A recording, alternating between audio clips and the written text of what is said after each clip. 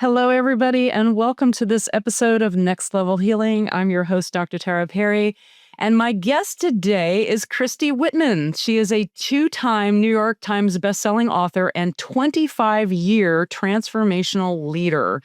Christy teaches people how to manifest and create their desired life through deliberate application of universal laws. She helps clients in private and in group sessions with her books, seminars, meditations, and courses. She is the author of 7 books, including The Desire Factor: How to Embrace Your Materialistic Nature to Reclaim Your Full Spiritual Power, The Art of Having It All, and her latest book, The Flow Factor: How to Master Your Energy and Enter a State of Flow. Welcome, Christy. Thank you so much, Dr. Tara. I'm so happy to be with you. Hi. Well, flow is something that we all want. We've all experienced it in times, but it's often so elusive. Just tell us, what is the flow state, and why are most people not able to hang on to it and live that way? Yeah, it feels like it's fleeting. It's like I've had moments of flow. How can I make that even more of my life experience on a permanent basis, right? Because you're right, everybody wants flow, and whether it's flow of abundance, success, money, love, whatever it is, flow feels good, right? Flow is the Cliff Note version of flow is that it feels good, right? And we all want it. And doesn't it give us more productivity? It gives us answers to questions that have been burdening us forever. I mean, there's a lot to flow. There's so much to flow. And flow really comes from that unlimited source of what we're all connected to. But why it's called the flow factor is because flow exists. It exists for every single person, but we are the factor. We're the factor of whether we're in it or we're out of it. And most people just don't know when they're out of it. And then when they are, how do you get back in it? And that's what the flow factor is really all about. Because, we all live enough life experience that there are varieties. I mean, we could go on and on of things that happen throughout our day, which we don't want. Right? There are a million opportunities to get out of flow and to get out of alignment. And I like to think of flow as being in alignment with what feels good, alignment with our higher self, alignment with, the success and the abundance and the love and the support and the well-being and the freedom, all those good things. We have the ability, but there's also we're the factor, our own free will and choice.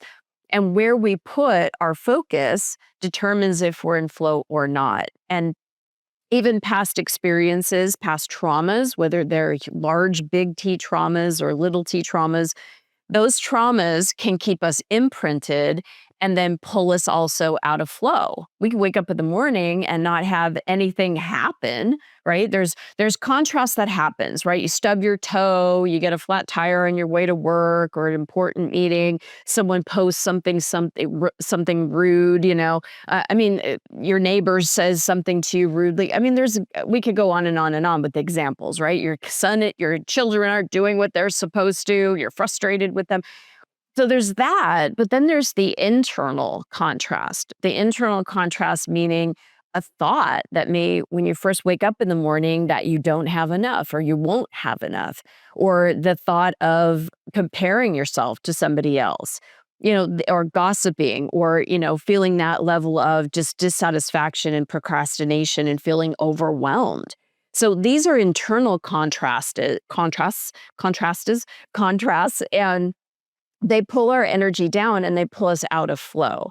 And so we want to be able to recognize them and notice what we're noticing so that we can then make the choice to go back into alignment and flow. So law of attraction is something that's been taught and around for a long time. What do you think the biggest mistake is? Why is it elusive for so many people? Well, most people hear what you send out comes back, but there's more to the story, right? It's like we're not just energy receivers, transmitters, we're energy receivers. We're receiving energy input all day long. And if we're receiving it from a negative third dimensional experience that we're on, we're being filled up. Our container is being filled up with that. So we need to deliberately connect with higher states of consciousness in order to bring in higher energy. So we are energy receivers. We're also energy containers. And what we hold inside our consciousness and inside our container is also what we transmit out. So people think, well, I'm thinking about money. I'm thinking about wanting money. I'm thinking about having my partner. Where the heck is he? How come I don't have the money? Because there's more to the story. It's not just what you're sending out. It's what are you influenced by? What are you receiving, even by your own inner dialogue? What are you receiving? What are you holding? Because then that is the result of what you then send out and then what you get back by law of attraction.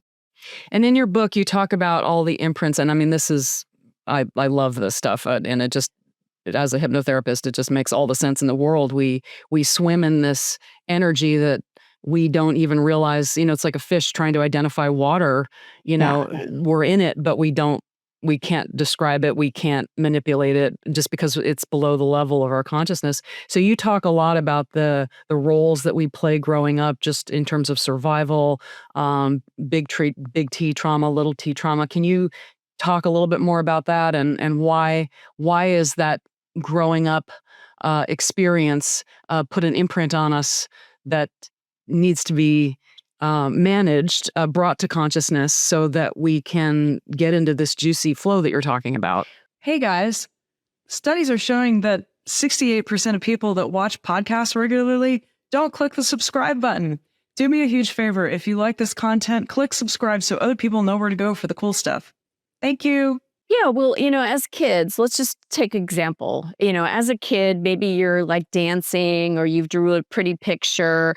Maybe it isn't some big theatrical, big trauma, but maybe you're doing something and you go over to mom or dad and you say, "Look at my picture, look at my dance," and they're busy cooking dinner or paying a bill, or they're in their stressed out mode of, being fearful of the bills or whatever. And they don't give you what you think you wanted as far as attention, right? So as a small kid, we have very concrete thinking. It's like either yes or no, up or down, left or right. There's no shades of gray. There's no spectrum. And there's no way for us to go, oh, mom's busy cooking dinner right now. As a kid, we go, she doesn't love me. I'm not important enough. How come I'm not good? She pays attention to them, but she doesn't pay attention to me. Right. So we then start making decisions about ourselves. I must not be enough. I must not be good enough. She doesn't love me. I'm not loved. I'm not lovable. These very concrete decisions that we make. But the good news is, as we get older and as we become more conscious, we can go back to that younger self and have that younger self from a broader perspective realize mom was just trying to take care of the family. She's trying to cook dinner. Dad was trying to work hard and he was exhausted by trying to make money and put food on the table. It didn't have any more energy to put you on his knee and bounce you up and down or give you that attention, right? So there's that level of releasing the energy, because energy imprints, if we're going along, even if today we're going along, things are feeling good, and I call this a bushwhack, right? We're going along and boom, we get hit by something we weren't expecting. Most of us, because we have this very primitive brain, we are no different than a bunny rabbit or a turtle, right? We have this, that we are different, but we also have the same kind of brain where it's like we automatically go into survival mode. That's either fight, flight, freeze, or fawn. And that fight mode, we a lot of times we constrict, right? So think of like a turtle that gets scared or alerted and it goes into its shell, right? We do that with our energy, with our emotions. So we feel something, maybe now we're upset or we're disappointed. Instead of really feeling it and processing it, we go into shutdown mode.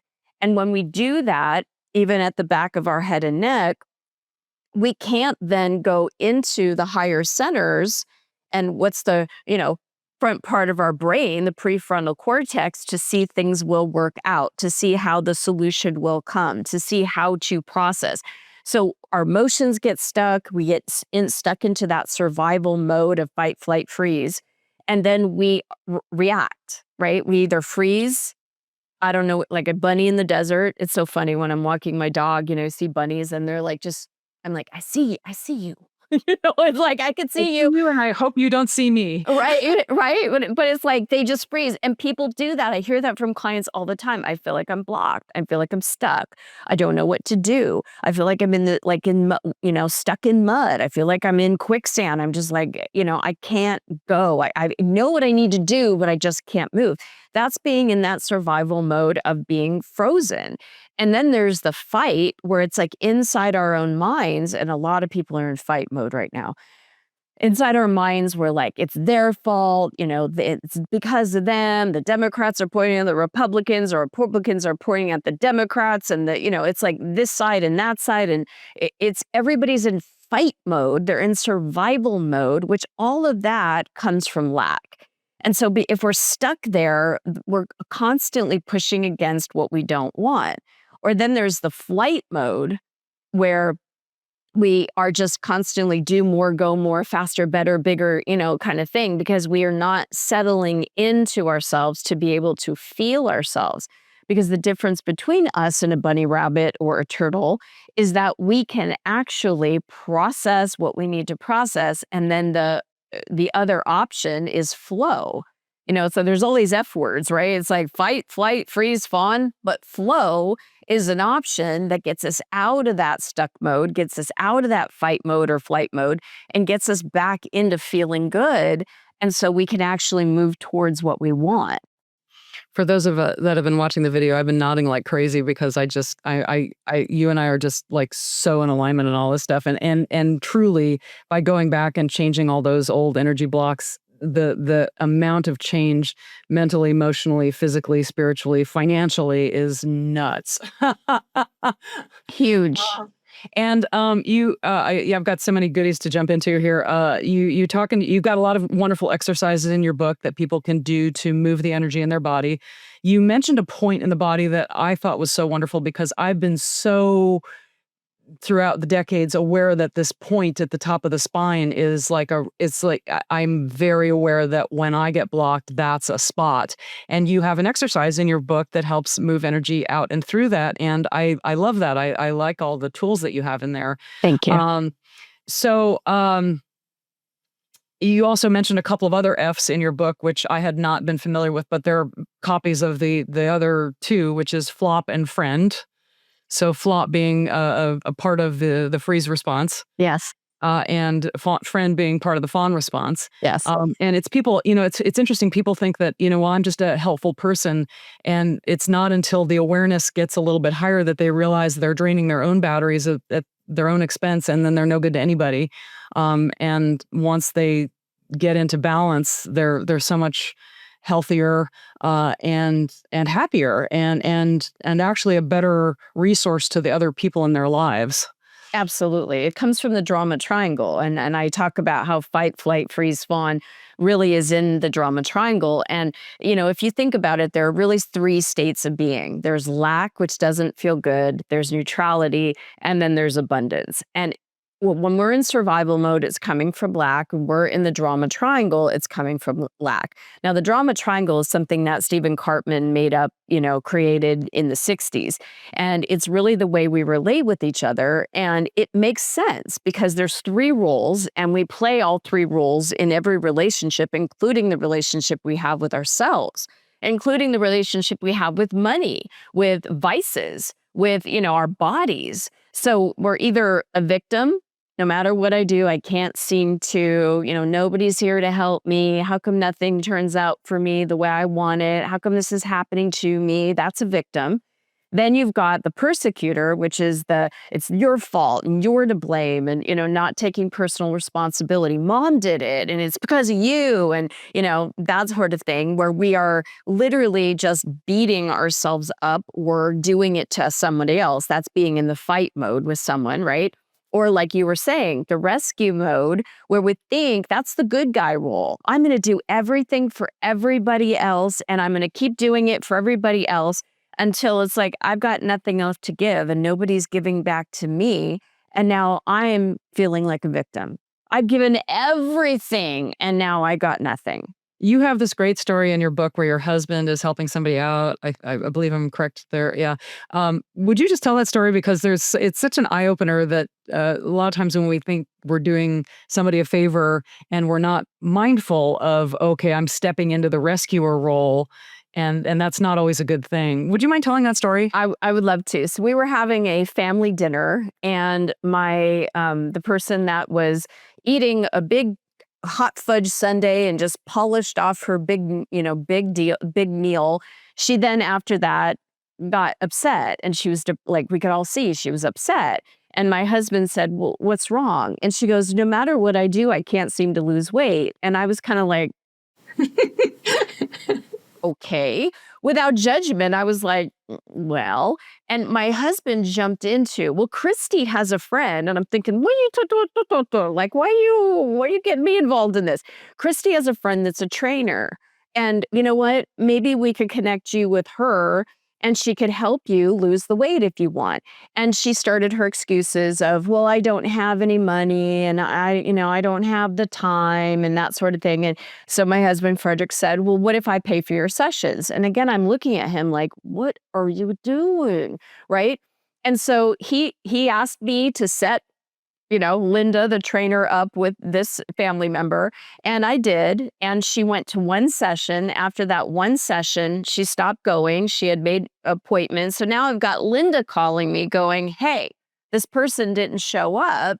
Right. And now I'm like the bad guy. And so I told my husband, I'm like, when you jump in and try to rescue someone, you're going to be ending up as the victim because this person clearly doesn't want help. They just polished off a huge, sundae plus their meal, and they're literally in this victim mode. And you're rescuing. A victim never wants to be rescued.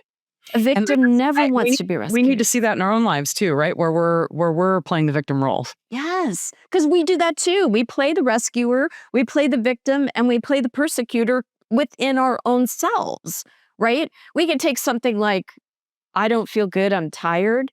Oh, light at the end of the tunnel. If I go get some, coffee, then I'll feel better. So right there, coffee becomes the rescuer because I'm feeling tired, right? So then we go drink that coffee and maybe now we have digestion issues or we're feeling too wired or we're beating ourselves up because this is my 5th coffee of the day, right? So now we persecute ourselves. You should know better. You shouldn't do that. So now we're in the persecutor role and then we feel bad.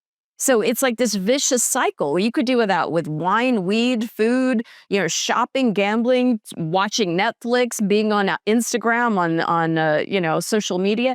You could do that with anything because it's the pattern. When you learn how to get out of that pattern, and there's only one way out, and then we all have the keys to that prison, right? And it's like when you can apply this one way, you get out of that drama triangle, you get out of lack, and you come into neutrality. And that's where you can find the flow. The flow always exists for us, but it's not in lack. The flow doesn't exist in lack. Our soul, our spirit, the divine universe doesn't meet us in lack. It meets us in neutrality or higher. And we're the ones, because we're the factor, right? We have free will and choice. When we can get at least into neutrality, then that opens the door for abundance because it's actually the law of sufficiency and abundance. It's not just the law of abundance. So when we can get into that middle ground, we're no longer feeling bad. We may not be over the moon excited, but at least we're okay. I'm okay. It's all right, right? But I'm not feeling bad anymore. I'm okay. And that starts to bring us up to a different vibration. I hear sometimes, and I'm going to roll my eyes with this, and this is, I hear influencers on TikTok and Instagram saying, when you're in despair, when you're in disappointment, just find appreciation. And I'm like, okay, if you really understood vibration, you'd understand that despair and being really sad and being disappointed, it's very hard for someone, unless you're trained to do it, and even then, you still need a neutral point. It's very hard to go from lack to abundance in one felt swoop. It's like trying to jump from one end of the Grand Canyon to the other. You need a bridge, right? You need a way through it in order to get to the other side. And that neutrality is compassion. Because unless you have that step, it's fake. Okay, so I'm not going to be disappointed. I'm just going to think positive. I'm just going to think positive and everything will be all right. But you're still feeling disappointment. You haven't worked through the emotions of it. You haven't received the information that's there for it because you've attracted it. So you might as well clean that up or at least gather the information from it. Otherwise, you're going to keep attracting it. So you're not a stranger, as none of us are, to struggles, challenges. How did, I know you've been through divorce, you've been through financial loss, your infant son needed a heart surgery, your sister committed suicide. So how did you navigate those things and create that space and create that bridge for yourself? In all of those situations, starting with my sister, which, at that point in time was one of the most, talk about a big T trauma. I let myself feel my emotions. I let myself be in the grieving process. But at the same time, I also would look at what she did, and I knew I didn't want to do that myself. And I also knew that I didn't want what she did to be the reason that I couldn't live my best life. And so by her doing what she did, it was a recommitment to myself and to my own life.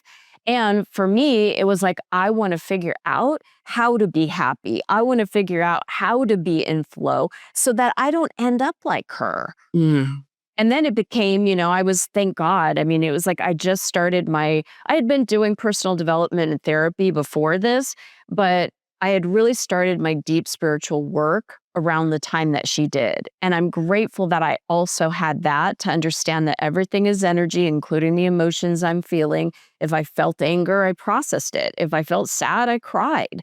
I let what was in my container out of my container by processing it and coming back to that place, like that middle ground of compassion. And I'll take another example. Like when my 2-month-old son was rushed to the hospital, he had to have open heart surgery.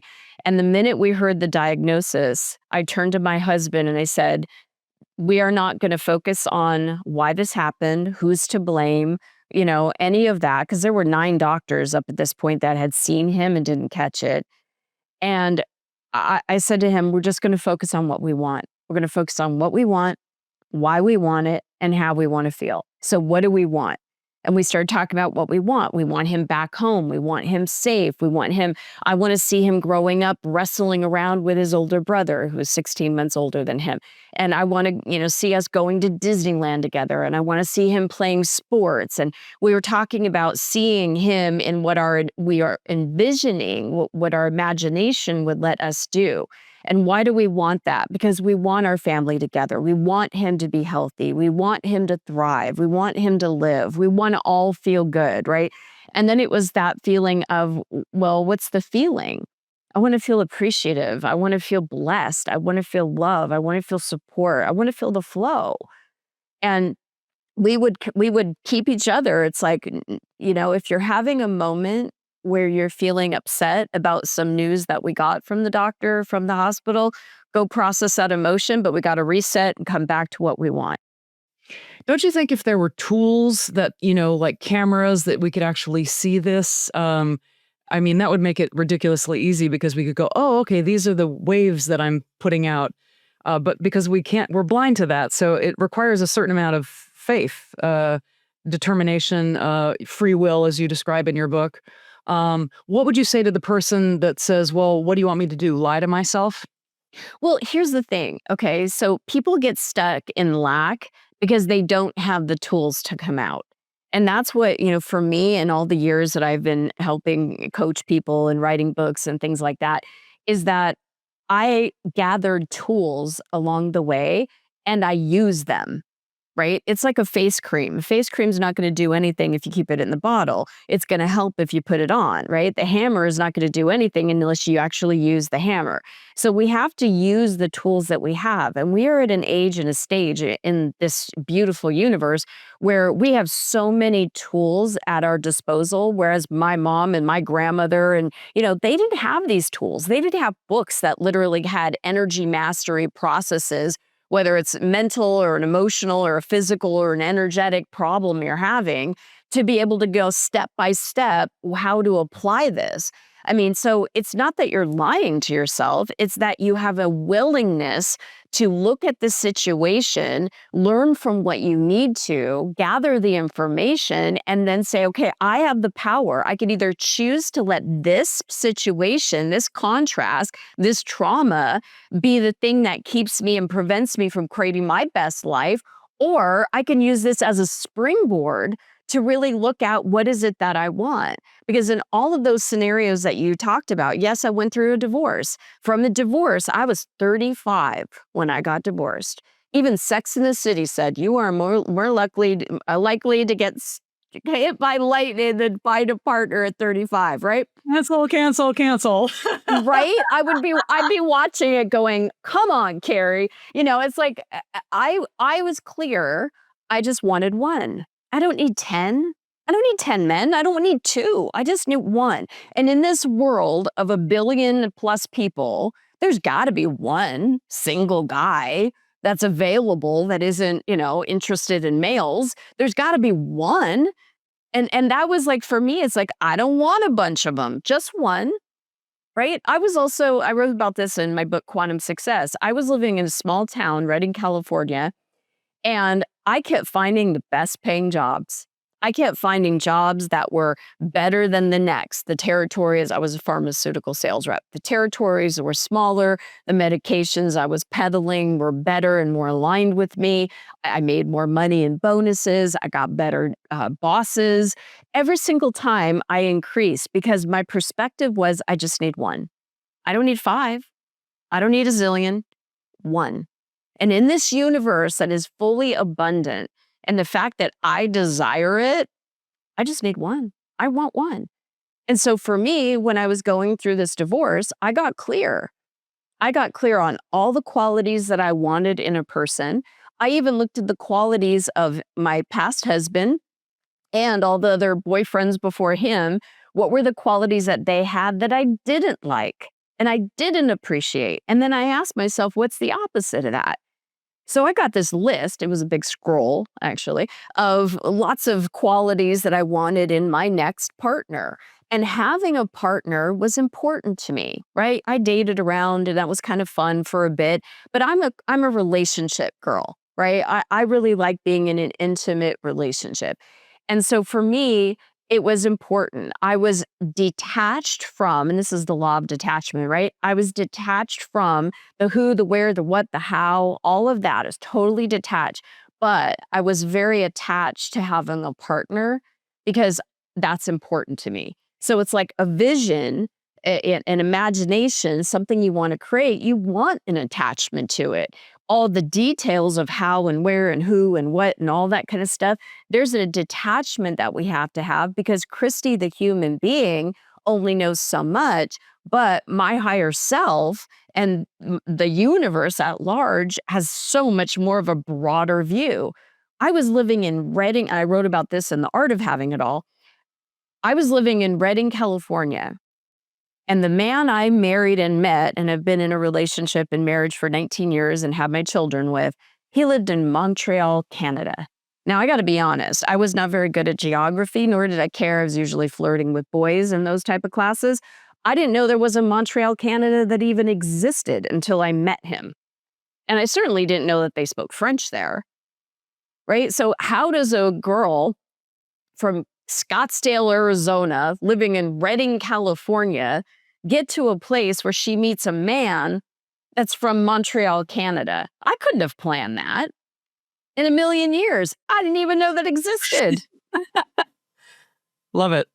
So yes, it is faith.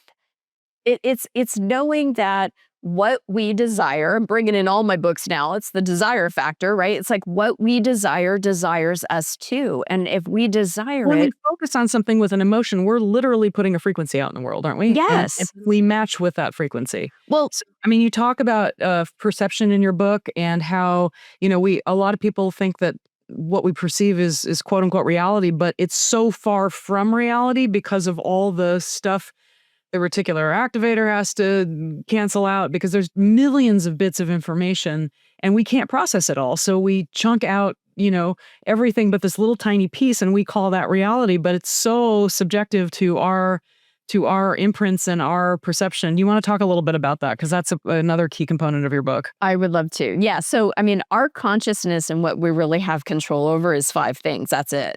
It's our words, what we say. And that's why words are so powerful. I created a program and all of you are able to go there. It's watchyourwords.com. It's free. It's literally 30 videos of what not to say, why, and what to say instead. Because there's 30 of these words and phrases that literally pull us into lack. And the minute, like our words lead to thoughts. What are thoughts? A series of words. So we have words. Let me go through this. Words, thoughts, perspectives, emotions, actions. That's it. That's all. Words, thoughts, perspectives, emotions, actions. And all of those lead to each other. Words lead to thoughts, and thoughts lead to perspectives and beliefs. And that leads to the emotions we feel, and then that leads to the actions we take or don't take, which then leads to the results that we get in our lives. But the only thing we have control over is those 5 things. Now, here's the beauty of it. Words, thoughts, and perspectives all are from the mental body, right? We have 4 bodies. We have a mental body, an emotional body, obviously a physical body, and then an energy body.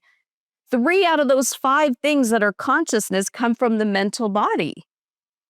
Then there's the emotional body, and you just said that.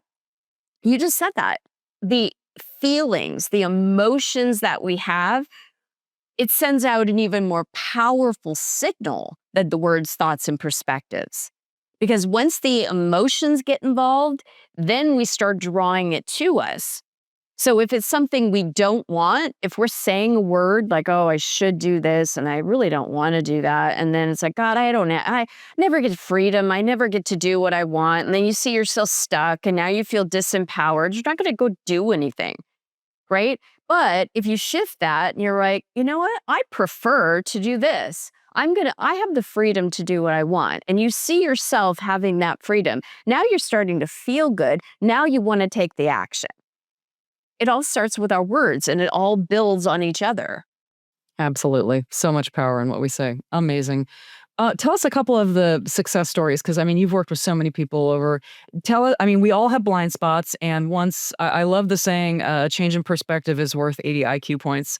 And change can happen really quickly. I know you've got hundreds of stories, but just a couple of really juicy ones of where you showed somebody their blind spot. They were able to see things from a different way, use different language, have a different perspective, and either solve a physical problem, a relationship problem, a business problem. Gosh, I have so many. After 25 years, I'll just do one from that happened just a couple months ago. I had a client who was super successful. She had created more success than she even knew what to do with. And she had built this business from nothing to just, multi business. And she was about to sell it. And the people she was selling it to literally stole it. And she was left without a business. She basically they stole the one client. It was one client that was this business. And she'd been fighting and going through like lawyers for about 10 years. And her feeling was, I used to be successful and I'm not anymore. I can't find success. And so I worked with her to get her feeling what success felt like, and to understand that that's within you. That feeling is within you. Nobody, whether they took your business or, you had to go through lawyers for 10 years, nobody can take that state of being, of feeling successful away from you unless you give permission to. So I got her to start feeling success again. And I got her to start, really being in that space of success. And She then started a brand new business and is rolling with it and is now, creating massive success again. So it's that idea that it's a part of us that gets stuck in that victim. Some contrast happens. We don't have a resource, or we're resourceless to get out of it. We don't have those tools, right? Or our belief, our paradigm says, oh, well, I can't be successful anymore because this happened to me, or because I messed up in that, or that happened, right? They stole this from me. It's not true, because the feelings that we have, the state of being, the act of flow, the idea of flow still exists for us, whether we had a sister commit suicide, whether we went through a divorce, whether we had financial windfall of just complete, debt, whether you had a small child that was in the ICU for having a heart surgery, or someone stole your business. And any circumstance, any condition, any situation, what nobody can take away from you is your own ability to be in flow, because that's your own, that's personal. And the minute you allow your personal will and choice to be in alignment with flow, you feel it, you experience it, and then you create something very differently. And you talk about how that's like the goal of life, is to just have mastery over your thoughts, feelings, and perceptions, so that you can react to whatever happens. You are empowered when you have the tools and the awareness, when you have the awareness and the knowledge and that wisdom, and you have that understanding. Now you are empowered no matter what comes at you, no matter what life situation or circumstance you find yourselves in, because nothing, here's the good news, in this world that we live in this polarity, third dimensional space, nothing is ever static. Nothing's ever that's done. Nothing ever is that's completed, right? You can always shift. You can always, change is inevitable. And energy is always changing and shifting. So it's we could dive back into the flow of whatever we want, even if we found ourselves out of it. I mean, you think about it. When an airplane is going from point A to point B, right? Say it's going from, I'm going to come see you in Nashville. I'm going from Arizona to Nashville. Most of the time that airplane, it's not on track, right? It's off track, and the pilot has to get it back on track most of the time. But we have the ability to just get ourselves back on track and fly that plane at the direction, right? We find our own awareness, consciousness, imagination, and redirect. If we glide out, we can glide ourselves back in. Because flow always exists. It's not something that we have to go do something different or be something different or have something different. It exists right now. I like to think of it as like a piano, right? You have keys on a piano. I have a piano over there, same keys that any other piano has. And those keys have the potential to play any song that we want it to play, from chopsticks to, Chopin, right? Anything that we want to play. You play Billy Joel's Piano Man, right? Any song that you want, that piano has the potential to play. Just like the universe, just like flow. But who's the piano player? We are. We're the one that have to play those keys. Now, I like to think of it this way. Every single key has a note, has a frequency, right? We've got low notes, we got high notes. It's us, once again, that gets to choose which keys we're playing. And so when we know that there's potential for what we want, that flow exists, when we, with our own free will and choice, with our words, with our thoughts, with our perspective, with our emotions, with our actions, we're pushing that piano key. So I'm pushing the piano key of joy. I'm thinking about joy. I'm feeling my way into joy. I'm imagining myself living with joy, right? Now, because I'm focused on it, my consciousness matched with the flow and the pure potentiality of that energy, I'm going to then create situations, circumstances, events, relationships that match that joy. It's universal law. It's not something I'm making up. It's universal law. And you talk about this council that you're connected with. At what point did you become aware of that? Walk us through that connection. Yeah, so the Quantum Council of Light, they are ascended masters. And I first became aware of them because my very first book, over 25 years ago, Perfect Pictures, literally came through me. It was like I heard them speaking to me. And I got up and I started writing what I was hearing. And then my hands started automatically going. It was like this wasn't coming from, again, me, Christy. It was just one hand was turning the pages, the other hand was writing. And all of my books, all of the ideas and all of the stories and all of the teachings from all of my books have come through me that way.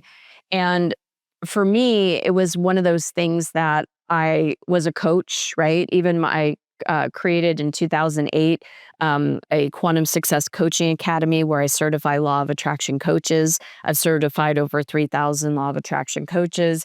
I still do that to this day. That whole program just came downloading through me. And it was like, this is what this would be, and that's what the process is, and this is what this, the whole thing, it just downloaded. And so each moment, that was a co-creation between the council and myself. And then I started, as a coach out in the world and coaching people and coaching coaches and doing that. And then because I've always worked with energy and light, I would coach people into understanding how to master their energy, but I didn't have that language yet. It's like, okay, bring in this energy, release this energy. I didn't have that, what it actually was. But in 2018, I kind of came out in 2015. Okay, I'm an energy healer. It was like, I'm a coach. Nobody knew about coaches 25 years ago. It was so woo-woo to be a life coach or law of attraction coach, right? And just when people start getting comfortable with coaches and it starts becoming mainstream, I'm like guided to say, I am an energy healer. Oh, here we go again, leading edge with woo-woo. So I'm getting comfortable with that. And then in 2018, I started full first person channeling them. And so I am a channeler. And so they come through me. My consciousness will go out. They'll come and literally use my vessel to teach. And one of the first things they taught and the first things they said to me is, we are here to teach through you energy mastery. And so that we created a quantum energy mastery course together. We taught that for years and years.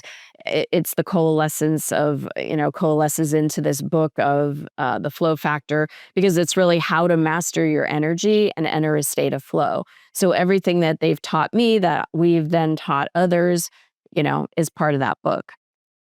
Beautiful. Yeah. If you had a megaphone and the whole world was listening, what would you want to say to them for a minute? You are abundant. And most of us believe in lack and limitation because that's where we've been trained. Our minds naturally go into worry, doubt, and fear, which is not of abundance. And that you do have the ability to, when the mind is going there, you don't have to listen to the mind. You don't have to be taken down by the mind.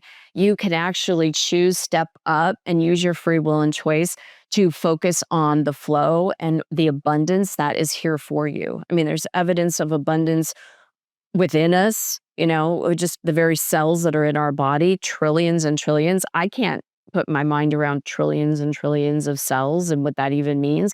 And the amount of breaths that we take, the amount of times our heart beats, the amount of thoughts that we think in a day, there's an abundance of it. We have evidence of abundance just by being here.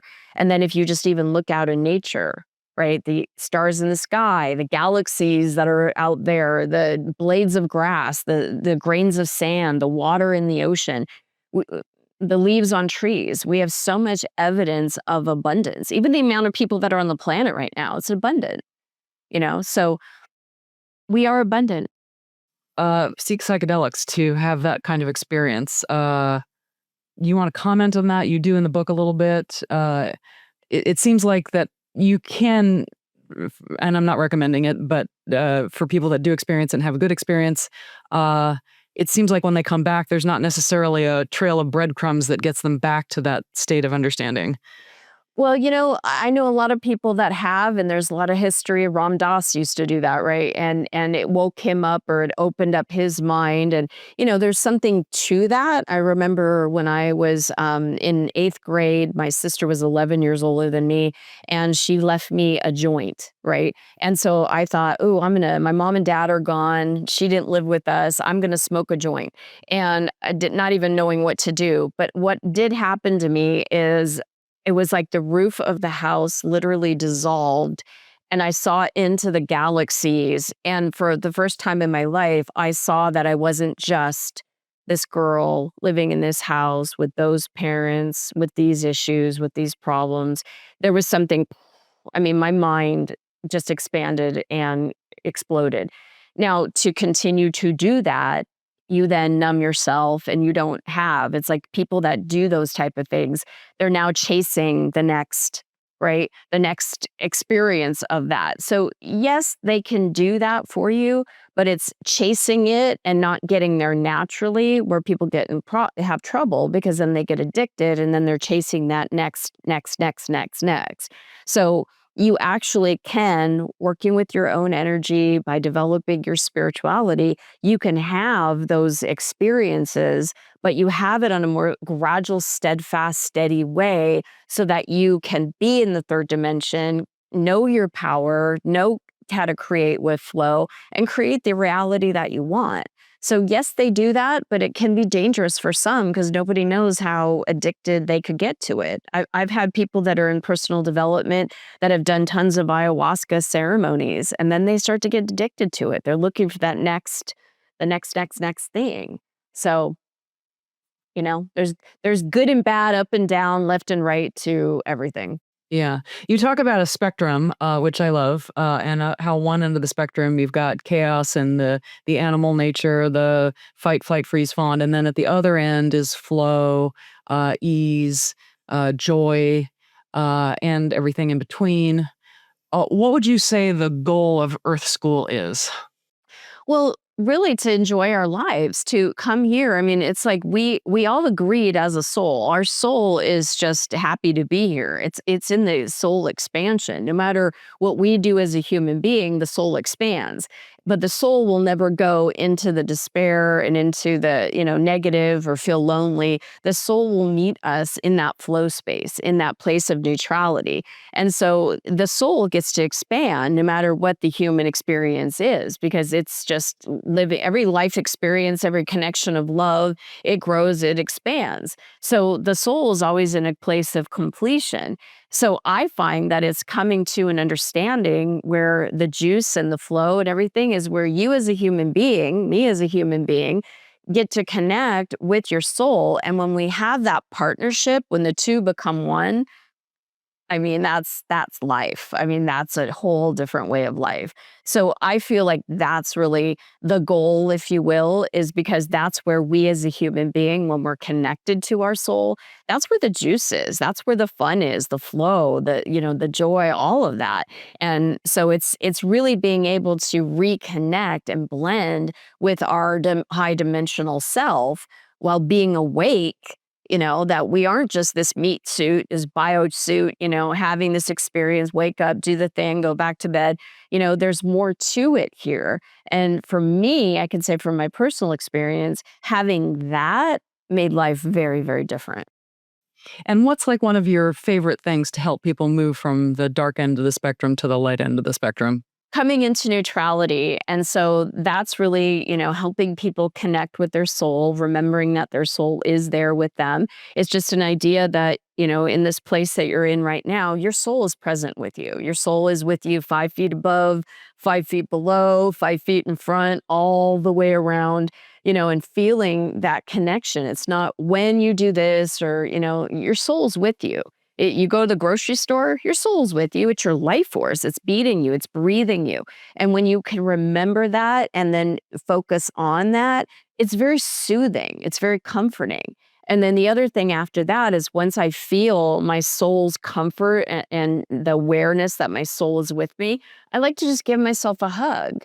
I mean, just give yourself a hug right now. Everybody that's watching, Dr. Tara, go ahead and give yourself a hug. Give yourself a hug, because what you do, and you do it for like 90 seconds, because when you do this, it releases the limbic system. It releases the tension you have in your nervous system.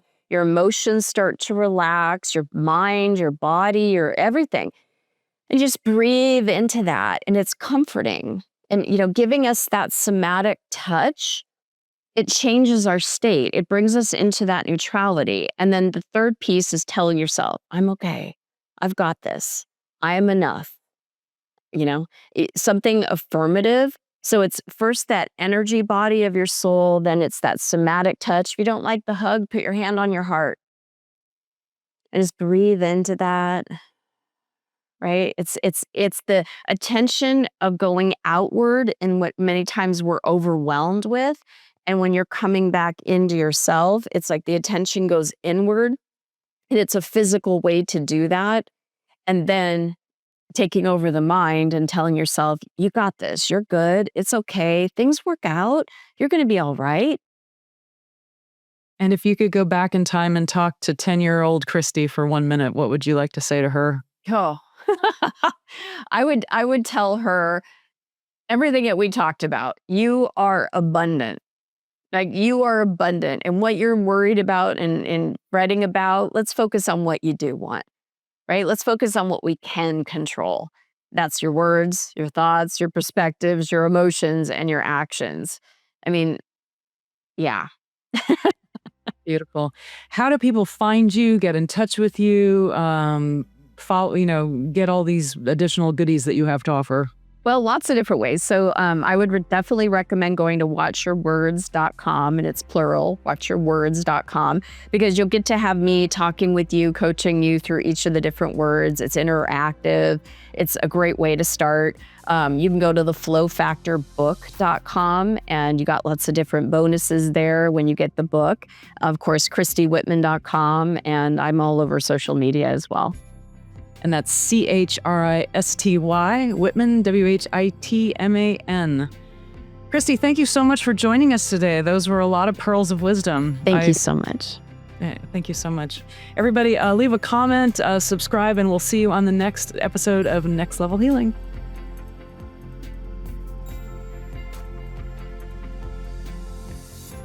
This podcast is intended for the purpose of providing information and education. It does not provide advice and is not meant to be used for any self-diagnosis or the replacement of any kind of licensed professional. The creators and individuals appearing here do not endorse any specific tests, positions, medications, products, or procedures. The views and opinions expressed in this podcast are of the speakers and do not necessarily reflect the views or positions of any entities they represent.